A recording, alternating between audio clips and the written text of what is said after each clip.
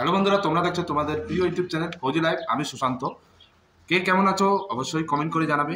আজকের এই ভিডিওতে আলোচনা করব এসএসসি ফিজিক্যাল লেট কেন লেট হচ্ছে, ফিজিক্যাল কবে থেকে শুরু হওয়ার চান্স আছে।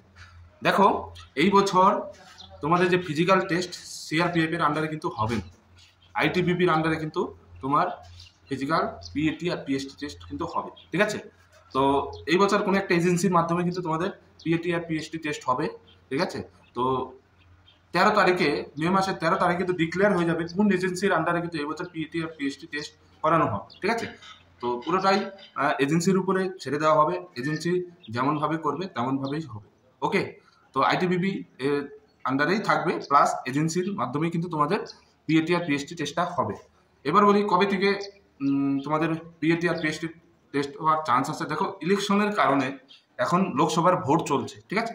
লোকসভা ভোটের কারণে তোমাদের কিন্তু ফিজিক্যাল ডেটটা লেট হচ্ছে। ওকে, তো সবাই বিজি থাকার কারণে ওই জন্য তোমাদের পিএটি আর পিএসটি টেস্টটা লেট হচ্ছে, ঠিক আছে। তো তোমাদের 13 তারিখে ডিক্লেয়ার হয়ে যাবে কোন এজেন্সির আন্ডারে এই বছর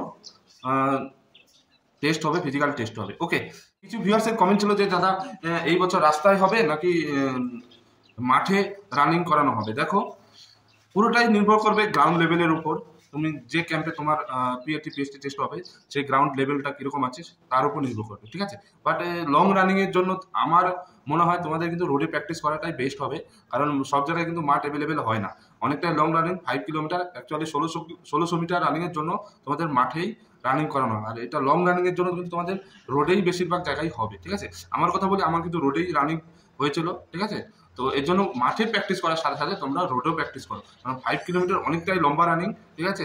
গ্রাউন্ড সব জায়গায় অ্যাভেলেবেল থাকে না, ঠিক আছে। আর গ্রাউন্ডে অনেক চক্কর মারতে হয়, এর জন্য রোডেই কিন্তু তোমাদের টেস্টটা নেওয়া হবে। ওকে, এর জন্য তোমরা মাঠে প্র্যাকটিস করার সাথে সাথে রোডেও প্র্যাকটিস করবে, ঠিক আছে। তো বেশিরভাগ ক্যান্ডিডেট কিন্তু টেনশন আছে, টেনশন নেওয়ার কারণ নেই। তোমরা ধরে রাখো মে মাসের 15 তারিখের পর থেকে কিন্তু তোমাদের ফিজিক্যালের ডেট আসা শুরু হয়ে যাবে।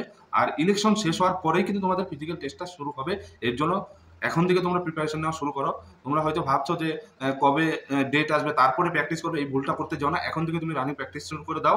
তার কারণ হচ্ছে তুমি যদি প্র্যাকটিস না করো লম্বা রানিং, আর এখন ওয়েদার অনেকটাই গরম, ওয়েদার গরমের কারণে কিন্তু তুমি কিন্তু লম্বা রানিংটা তুমি ফেল হয়ে যাবে, ঠিক আছে। 13 তারিখে তোমাদের ডিক্লেয়ার হয়ে যাবে কোন এজেন্সির আন্ডারে তোমাদের ফিজিক্যাল টেস্ট হবে। তারপরে তোমরা জানতে পারবে।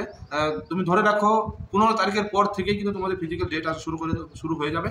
তো টেনশন নেওয়ার দরকার নেই। এখন তোমাদের যেটা করতে হবে, প্র্যাকটিস করতে হবে ফিজিক্যালের জন্য। ওকে, প্র্যাকটিস করো মন দিয়ে, আর শরীরকে সাবধানে রাখবে যাতে হাত পা চোট না লাগে। ওকে, আর গরম খুব এখন, তোমাকে পুরো পানি খেতে হবে দাবাকে, ঠিক আছে। আর ইলেকশনের পরেই কিন্তু তোমাদের ফিজিক্যাল স্টার্ট হয়ে যাবে, ঠিক আছে। এর জন্য যারা যারা প্রিপারেশন নেবে তারা এখন থেকেই প্রিপারেশন নাও, পরে কিন্তু না হলে কিন্তু তোমরা পস্তাও।